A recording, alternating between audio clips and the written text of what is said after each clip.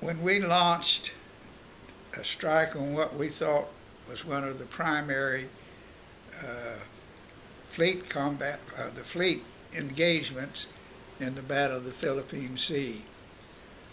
Part of the Navy had been detached to pursue what they thought was a group, but part of them laid back.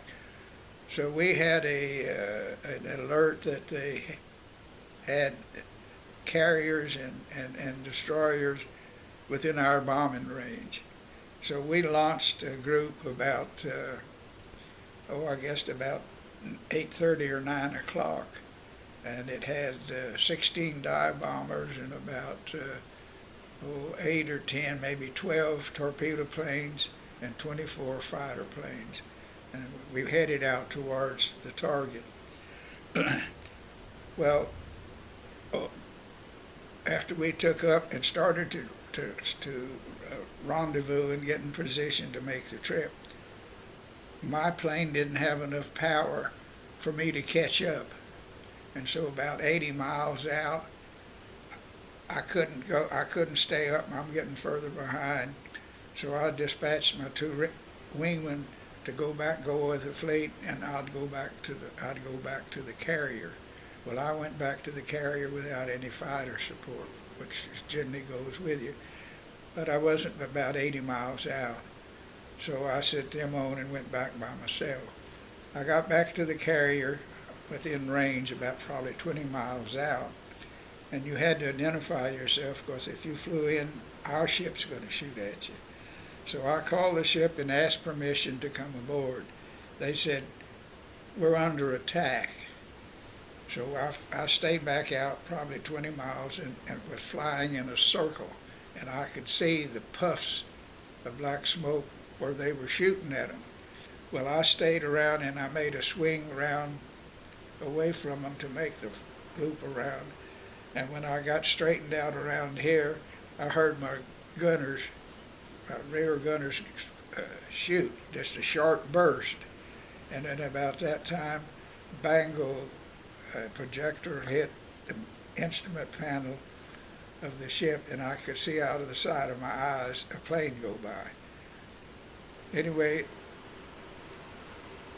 hydraulic fluid, but it wasn't hot, thank goodness. It blew all over my face and I couldn't see. So when it stopped blowing, I raised my glasses, and I was about 100 feet off the water, but in level flight, but the plane wasn't. The props were turning, but there's no power. So I knew I had to land in the water. So I made a turn into what I thought was into the wind, landed in the water, and we both got out. Now, I was in shock. I don't remember getting out of the plane. First thing that I remember was that I was on the end of the wing on the outside of the plane. I told my gunner to throw out the rescue boat. We have a yellow float boat that's two-man. I don't remember whether he ever got it out or not, but he was struggling. We both got together and the ship had gone down. And I told him not to inflate the boat, because sometimes they come back and strafe you. So we stayed in the water. We had life jackets on, but we still had on our parachutes and all those things. Now on our parachutes, there's a one-man raft, but it's good enough to take two people. I don't know whether we got in a two-man raft or a one-man raft, but we were going around for some time, and I don't remember anything about being in the raft, how I got into it or anything.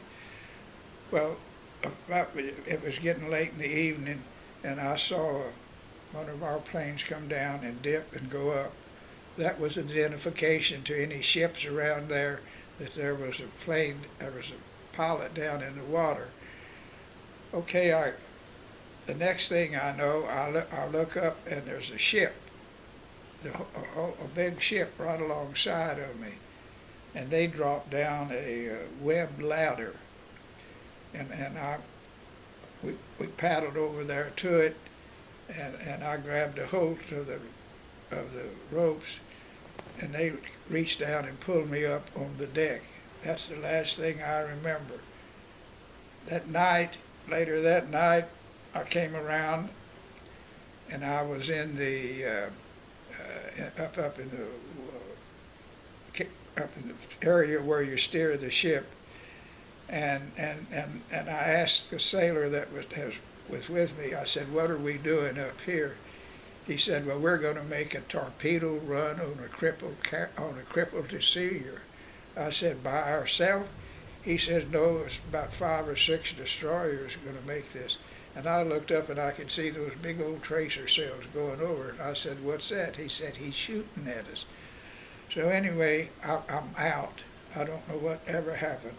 The next 2 or 3 days, I came to and I was on the deck of the destroyer, and we had pulled up alongside the Lexington.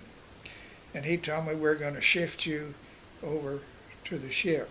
And what they do, they throw a line across, and they drop a little thing where they got what they call a bosun's bosun's. Oh, it's some kind of a bosun rig where you sit into it, and they slide you across on the other side, and they grab you and bring you on. So they put me in that and sent me over there, and I don't know how I got from there down to the sick bay area of the carrier, which is the hospital. I got in there, and there was 2 guys from the squadron there, and they said they carried me down. Well, then the Doc Fox, he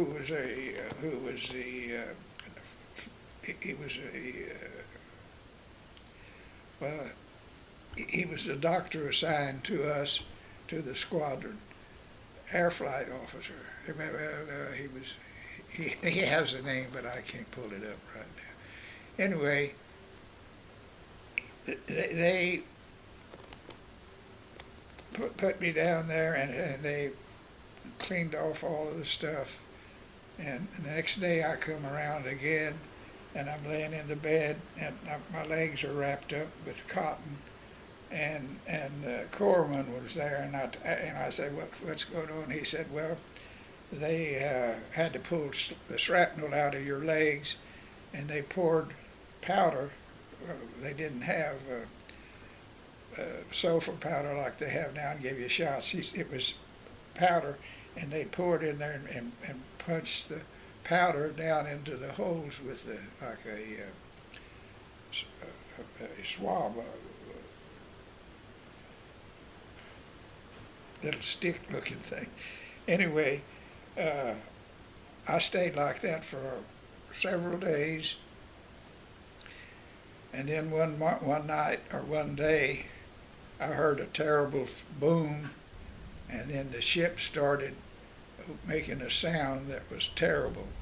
And what had happened, a suicide plane had hit the ship, and they had to clear out all of the people that were able to get out of the sick bay to have room for these guys coming down that were in worse shape than me.